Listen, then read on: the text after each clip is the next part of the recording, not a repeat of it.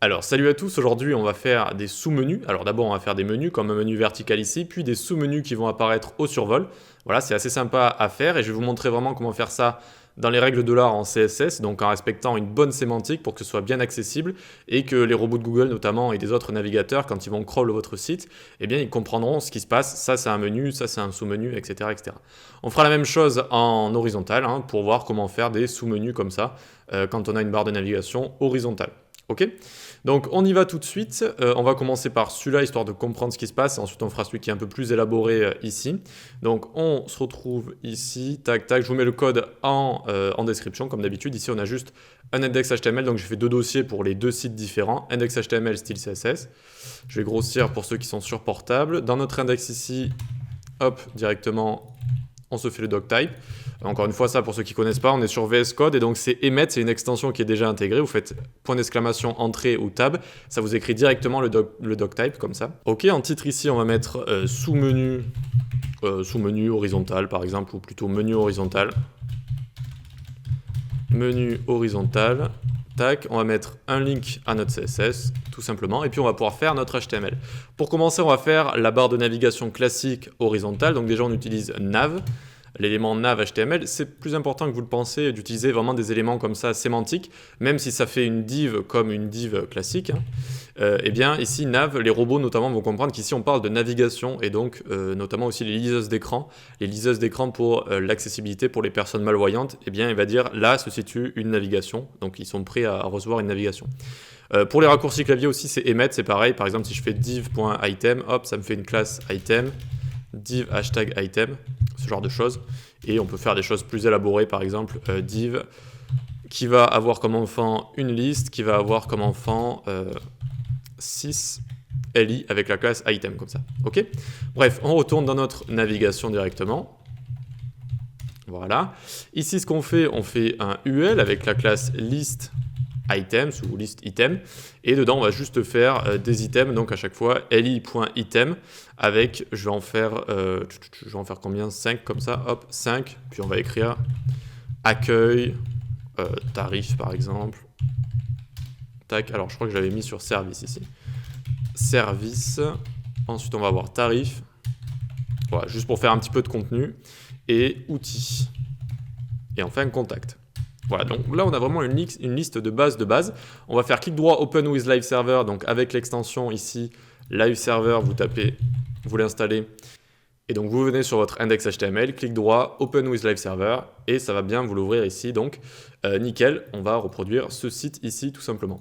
Donc là on a notre liste, ok super, c'est exactement ce qu'on voulait. On va pouvoir aller direct dans notre CSS, pour l'instant on va coder la liste, et ensuite on codera les sous-menus. Donc on vient ici, hop, donc sélecteur universel, before, after. Tac. On lui met box sizing, border box pour prendre en compte le remplissage et les bordures dans le calcul de la longueur et la largeur des éléments. Et on enlève le padding et le margin donc de tous les éléments. Comme ça, pas de surprise de padding pour les titres, etc. Fond de femme de l'HTML, on lui met Arial, Helvetica sans serif. Voilà, des polices d'écriture qui sont très utilisées et très supportées à peu près partout. Le body, on lui met un background sombre pour pas avoir mal aux yeux, et on lui met 100 VH de haut. 100 VH c'est 100 viewport 8, donc ça va être 100% du navigateur, donc de ce qu'on voit visiblement du navigateur en hauteur. Notre navigation, on lui met une width 100%, voilà, ça prend toute la largeur, et une hauteur de 50 pixels. Le background, on va lui mettre, du coup, pour le faire ressortir, un RGB 110, 110, 110. Et un border bottom, voilà, toujours c'est bien de mettre une petite bordure en bas de 0,5 pixels, solide RGB, 167, 167, 167, comme ça. Et donc, normalement, on devrait se retrouver avec ceci. Voilà, donc on a le fond du body qui est sombre, on a notre navbar qui est ici, avec le petit border bottom qui va bien, super. On s'occupe du reste, donc on vient ici. Point list items display flex, on utilise flexbox, tous les éléments vont se mettre les uns à la suite des autres.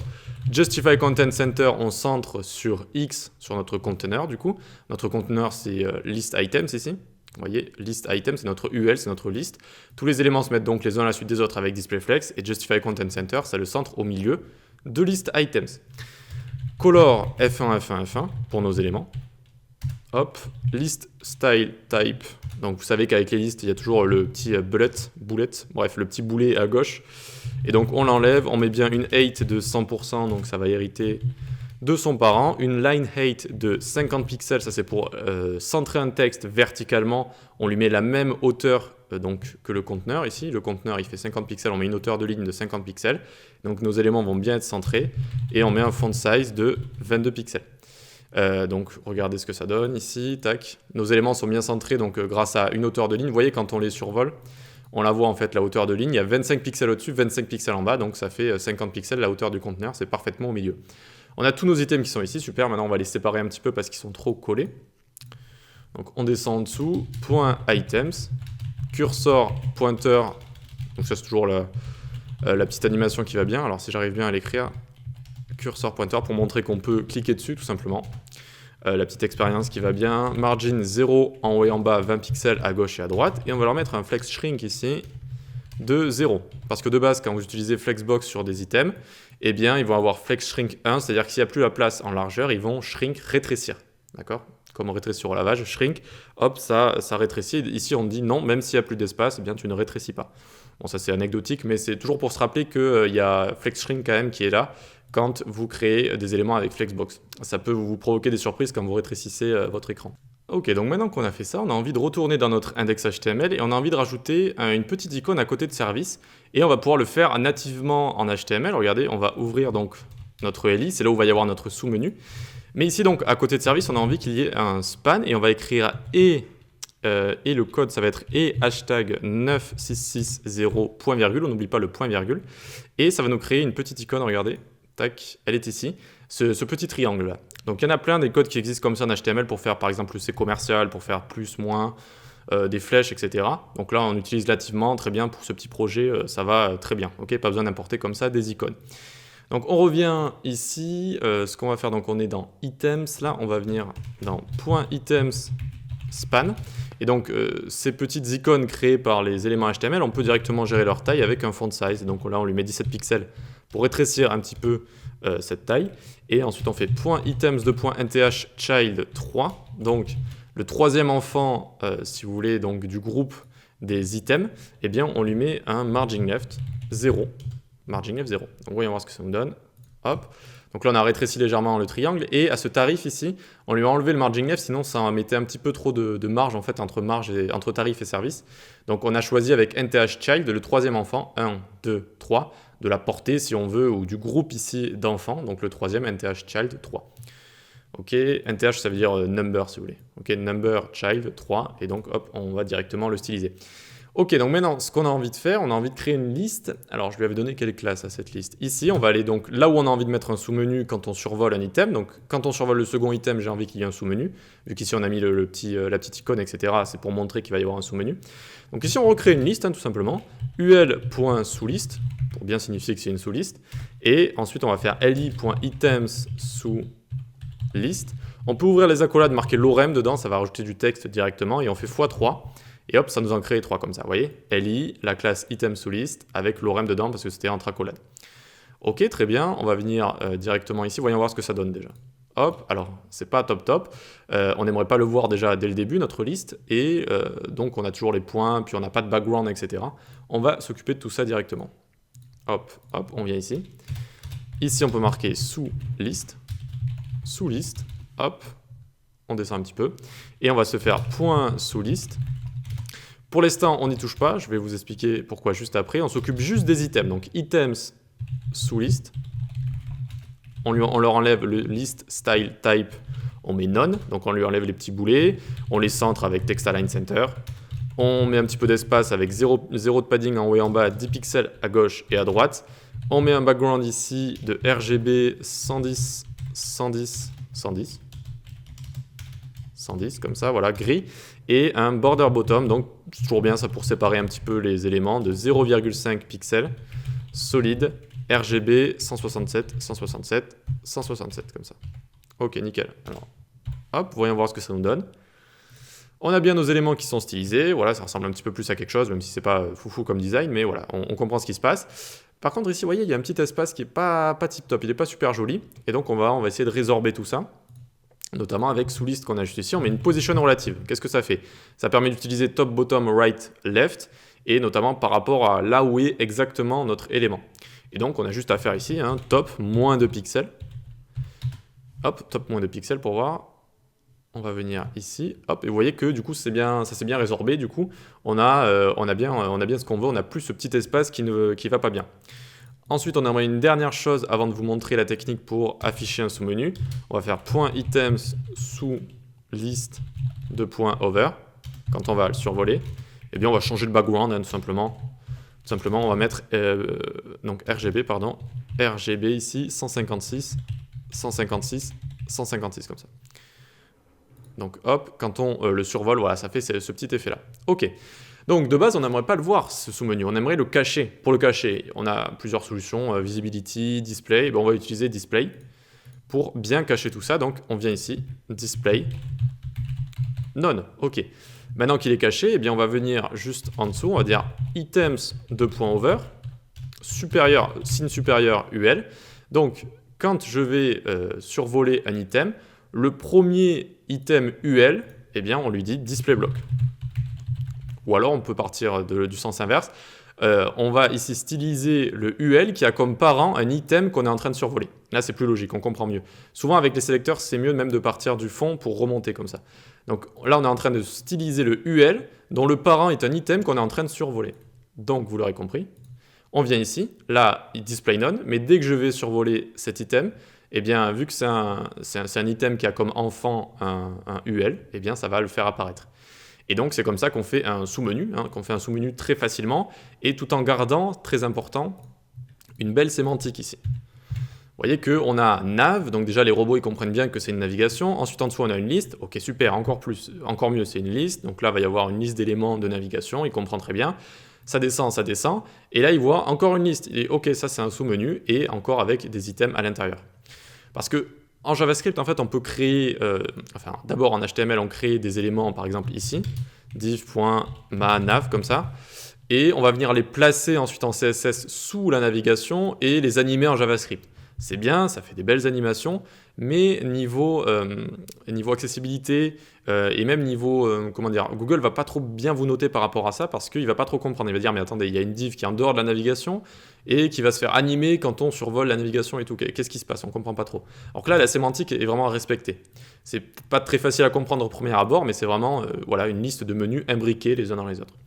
Ok, maintenant comment on va faire pour faire un sous-menu? Eh bien, on va venir ici, on va faire exactement la même chose. On va ouvrir, par exemple, on a envie de le mettre au troisième item. Hop, et bien ici, on se fait encore une liste. ul.soulist2, par exemple.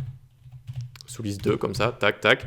Et donc, on fait un li.items soulist2. Et dedans, on met ipsum, par exemple. Ipsum, et on en met 5 fois 5, comme ça. Ok? Et même combat ici, on va retourner donc dans notre CSS. Ici, on va juste, je regrossis comme ça, sous liste 2. Hop, sous liste 2. Donc ici, vous voyez que ça va pas ressembler à grand chose encore. Ça va s'afficher sous notre première liste, tout simplement. Donc il faut qu'on stylise tout ça et qu'on place bien du coup notre deuxième sous-liste. Il va falloir bien qu'on la place. Point sous liste 2. Position relative. Et du coup, on va pouvoir jouer avec left, top, etc., etc. Donc là, left, on va le mettre à 98 pixels pour le mettre à droite de notre première sous-liste. Top, moins 51 pixels pour bien la placer par rapport au top également, tout simplement. List, style, type, none, on lui enlève ça. Background, on lui met un RGB 110. Alors, 110, 110, 110.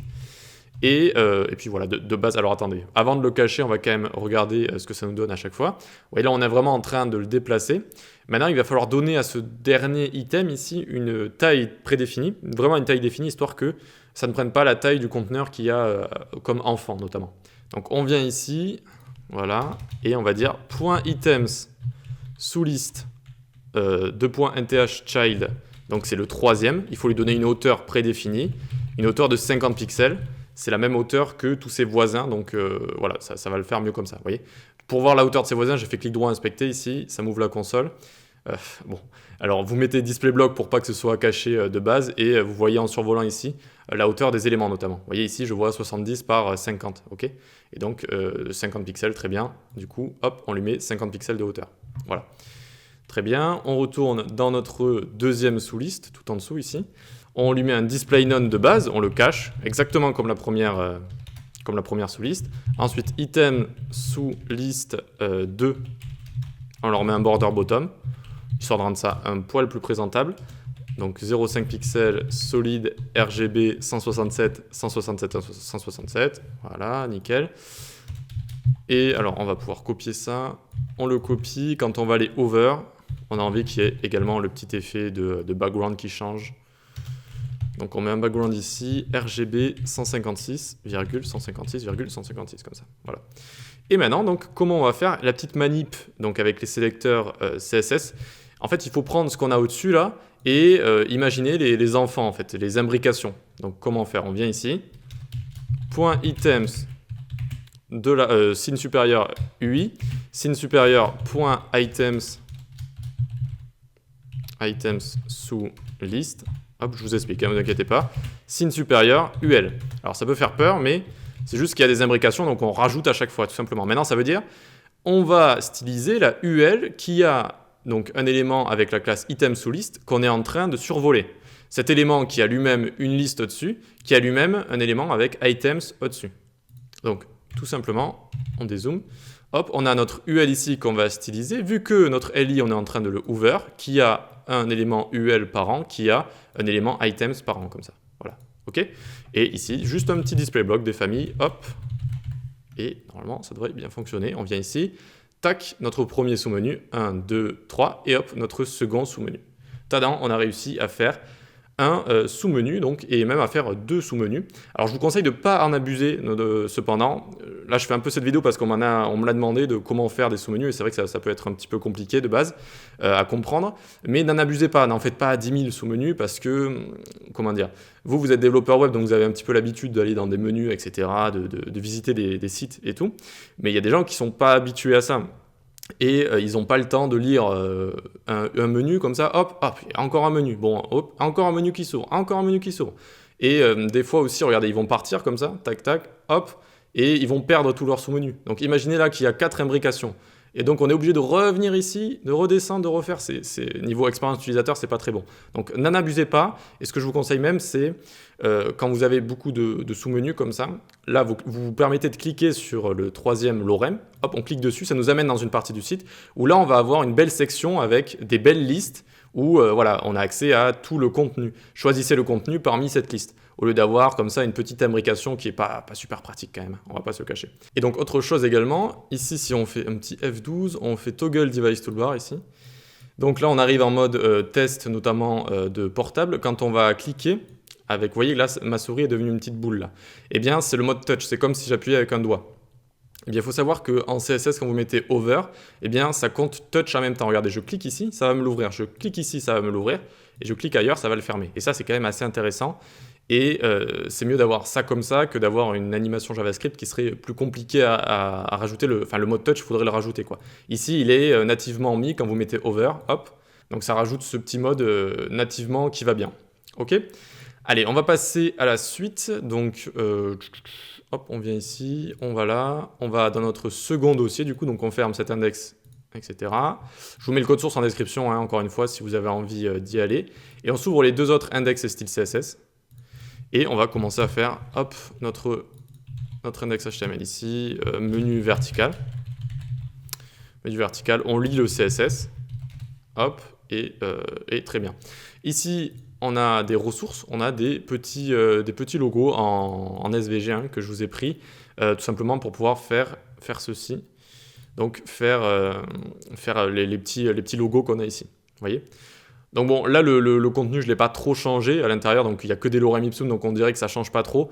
Mais en vrai, ça change suivant ce que vous survolez évidemment. En vrai, vous n'aurez pas que des lorem ipsum, vous aurez des noms de dossiers différents, vous pouvez rajouter des petites icônes ou des choses comme ça.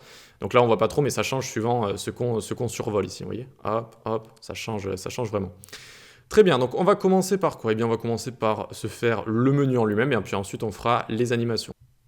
Alors, on vient ici dans l'index HTML, hop, déjà on va se l'ouvrir, clic droit, Open with Live Server. Voilà, histoire d'avoir ça ici, on peut fermer ça et ça, donc on va reproduire ceci. Donc, on commence par se faire une navigation, on vient ici, tac, nav. Dedans, on se fait une div avec la classe, on peut se faire une div avec la classe list, ou on peut se faire directement un UL ici pour respecter la sémantique, ul.list, et à l'intérieur, on va mettre li.items fois 6. Voilà. Dans le premier item ici, on va juste avoir un paragraphe avec la classe txt_list. On va marquer accueil. On imagine donc qu'on puisse cliquer ici pour retourner à l'accueil. Et puis à l'intérieur ensuite de chaque item, on va mettre une image avec la classe icône et avec ici donc ressources/carnet.svg et tous les alt ici on pourra mettre icône comme ça.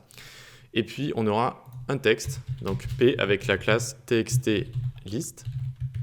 Ok, donc ici on écrit carnet, donc comme l'icône qu'on a juste ici. Maintenant on peut prendre l'image et le texte, on clique ici, on fait Alt, on maintient Alt, appuyé, on clique. Et donc on fait Entrée, hop, et on vient coller ce qu'on a copié au-dessus. Ici, donc on vient tabuler à l'envers, on fait Maj Tab, hop, ça vient tabuler à l'envers. Et on va changer à chaque fois les icônes, alors on essaie de faire ça vite. Algolia SVG, ici il est écrit chrono, donc c'est juste des mots qui ont rapport avec les icônes. Hein. Donc ici on a backward solid, et on va avoir rewind. Voilà, j'ai juste mis des mots qui ont un petit peu rapport. Ensuite on va avoir justice ici, avec la petite icône de justice, et enfin on va avoir book solid.svg, et puis on va avoir book ici. Voyons voir ce que ça nous donne. On vient là, hop, hop, donc ici on a bien accueil, et là on a nos icônes en fait qui sont là, mais qui prennent énormément de place. Donc là on a carnet, et voilà, elles sont déjà là, mais de base en fait elles prennent toute la largeur. C'est pour ça que ça fait des choses assez énormes, et on les voit pas parce que je les ai mis en blanche, donc ça fait blanc sur blanc, on ne les voit pas, mais tout est là, donc ça va. Maintenant on va pouvoir aller à notre CSS pour commencer à styliser tout ça, et ensuite on s'occupera, comme tout à l'heure, des sous-menus. Donc, .before, .after, on sélectionne tout, box sizing, border box, comme la première fois. On enlève padding et margin, pour pas avoir de surprise. Ok, ensuite on vient ici, body, on lui met un background sombre, hashtag 333. Ensuite on met une hauteur de 100 VH. Et font family, Poppins, tac, sans serif. Alors je crois qu'on l'a pas importé. On l'a pas importé, hein, si je dis pas de bêtises. Poppins ici, donc pour prendre une font family gratuite et facilement, vous tapez ici par exemple Poppins, Google Font, hop, et donc vous cliquez ici. Alors je crois qu'ils ont changé leur site récemment, si je dis pas de bêtises. Je sais pas, alors je vais pas apprendre à l'utiliser maintenant avec vous. Je vais faire Return to Classic Site ici. Vous voyez, voilà, ça vous met à l'ancien design. Vous avez juste à faire Select this font. Hop, ça vous met un petit lien ici. Ça vous met un petit lien que vous avez juste à mettre dans votre index HTML juste. Ils ont changé le site, donc à mon avis, ça doit être possible de faire comme avant. Mais à mon avis, voilà, ils vous poussent maintenant à le télécharger directement pour le mettre dans votre site. Alors que mettre un lien pour faire nos petits tests, notamment pour faire des vidéos YouTube, c'était quand même bien plus pratique, on ne va pas se le cacher. Donc à mon avis, maintenant, ils ont envie de vous pousser à le télécharger pour que vous ayez des choses de Google dans votre... du contenu de Google tout simplement dans votre site. Mais nous, on a pris le lien, hop, et on le met ici. Et donc maintenant, on a bien notre Poppins. Ici, on peut l'utiliser directement. Ok, ensuite, donc le H1, on lui met un font size de 50 pixels. Padding left, on le décale de 100 pixels. 100 pixels, c'est la taille de la largeur du menu vertical qu'on va faire. Donc pour bien voir le texte bien centré, eh bien on le décale. Color F1, F1, F1 et text align center. Hop, ça va le centrer et en même temps le pousser de 100 pixels qui est la largeur de notre menu. Donc ça va bien se passer. Nav position fixed, c'est-à-dire que ça va être fixé. Donc si on scrolle, ça restera tout le temps à l'écran à gauche. Et voilà, ça va tout le temps rester à l'écran à gauche tout simplement. Position fixed. Ça sort du flux, ça colle quelque part là où vous le placez. Width 100 pixels, donc une hauteur de 100 VH. Et background RGB 83, 83, 83. 83 ici. Ok. Ensuite, border 1 pixel solide, hashtag 333. Hashtag 333. Hop, nickel. Donc notre navigation devrait commencer à la voir apparaître normalement.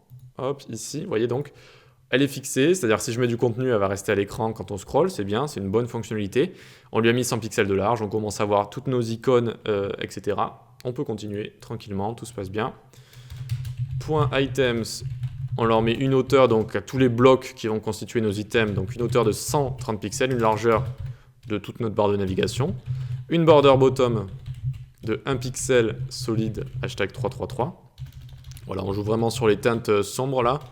Ok, donc on fait un petit display flex. Donc là, on est dans les items. C'est ça qui va centrer parfaitement nos icônes et le texte qu'il y a dans les items, dans les petits carrés.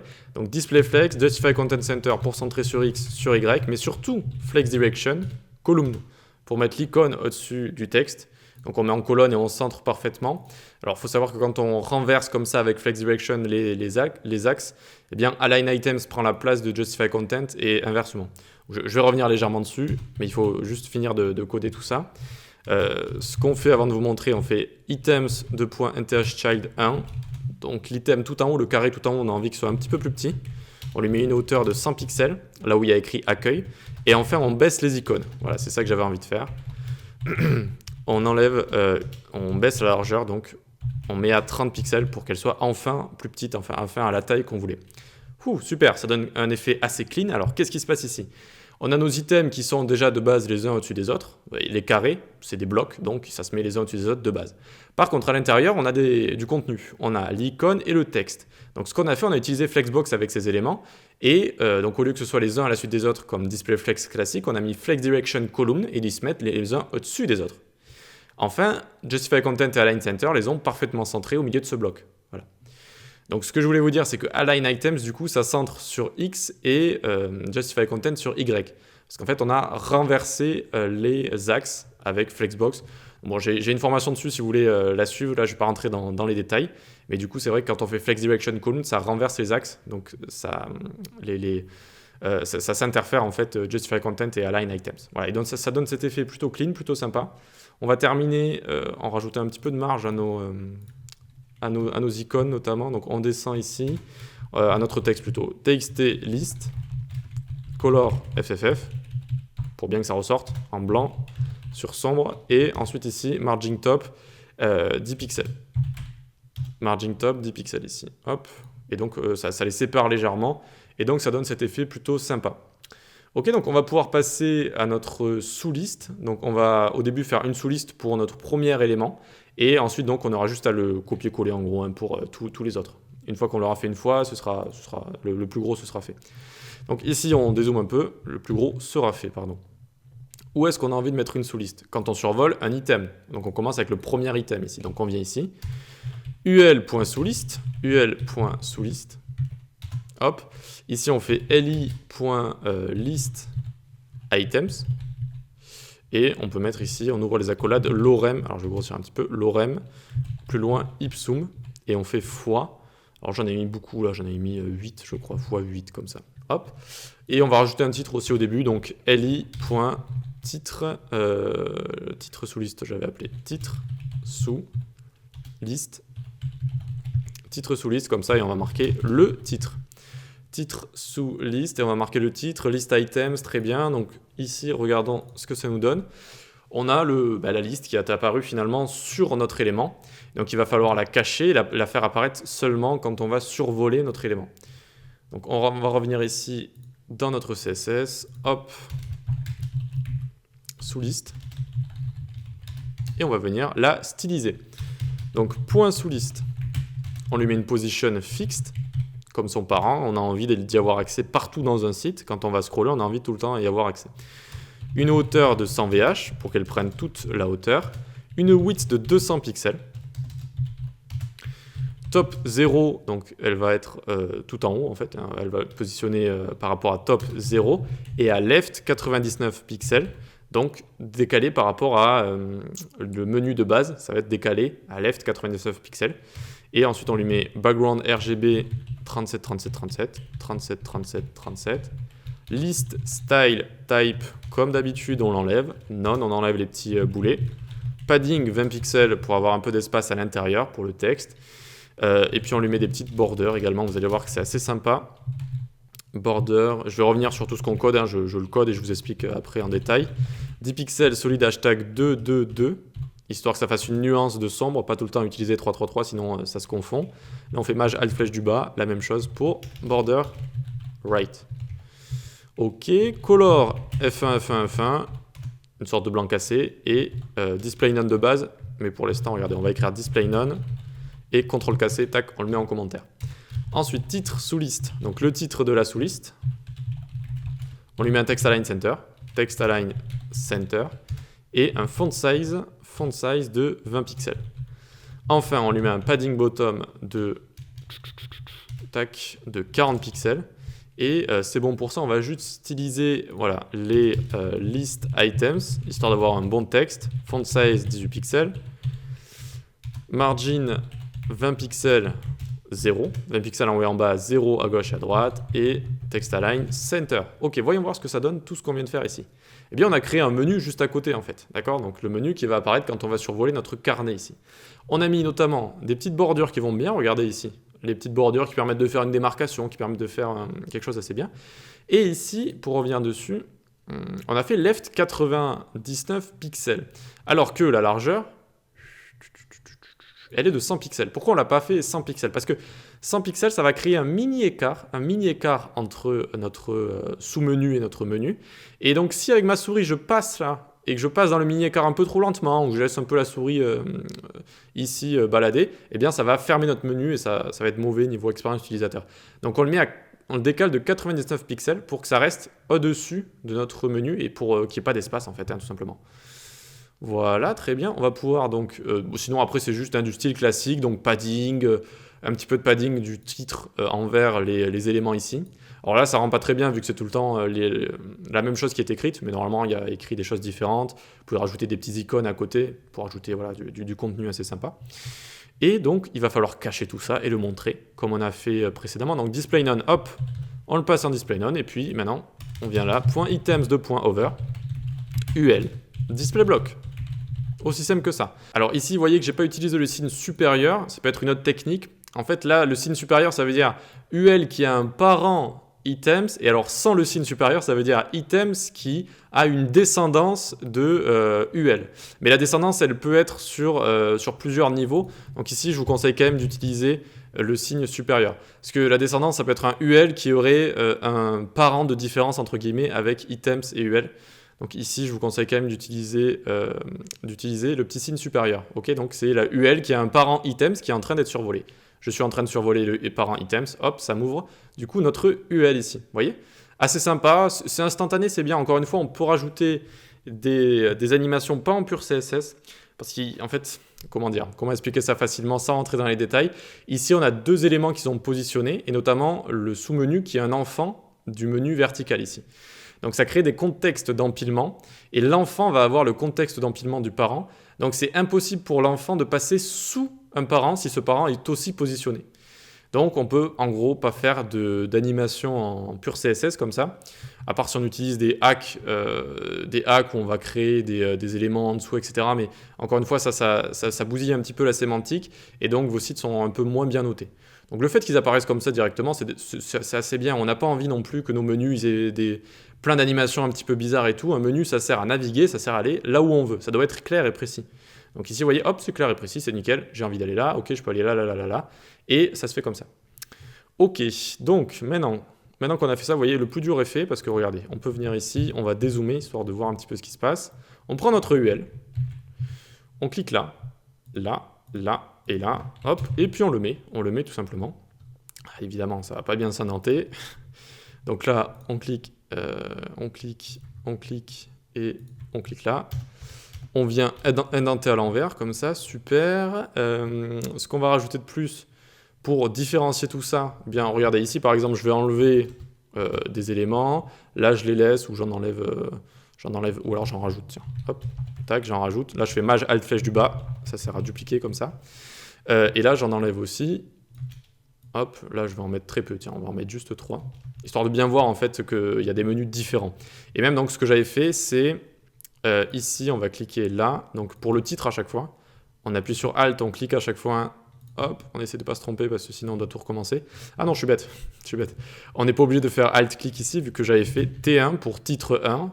Ensuite, j'avais fait T2, T3. C'était vraiment pour différencier toutes les sections. T4 et T5. Voilà. Donc, à chaque fois, il fallait un truc différent.